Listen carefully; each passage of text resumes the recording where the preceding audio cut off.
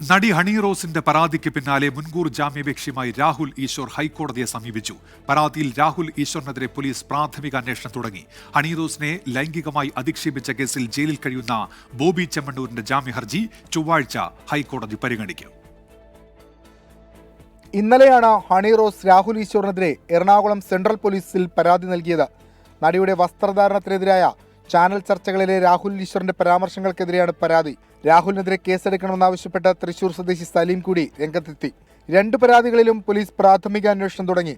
കേസിൽ കസ്റ്റഡി ഉണ്ടാകുമെന്ന സൂചന ലഭിച്ചതോടെയാണ് രാഹുൽ ഈശ്വർ ഹൈക്കോടതിയെ സമീപിച്ചത്. ദൃശ്യങ്ങൾ കേന്ദ്രീകരിച്ചാണ് പോലീസ് അന്വേഷണം. രാഹുലിൻ്റേത് അഭിപ്രായ സ്വാതന്ത്ര്യത്തിന്റെ പരിധിയിൽ വരുന്ന പരാമർശമല്ലെന്നാണ് പ്രാഥമിക വിലയിരുത്തൽ.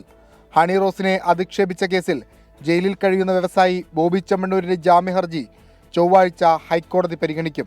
ഹണി റോസിനെതിരെ മോശം കമന്റ് ഇട്ടു എന്ന കേസിൽ കൂടുതൽ പ്രതികളെ പിടികൂടാൻ പോലീസിനായിട്ടില്ല.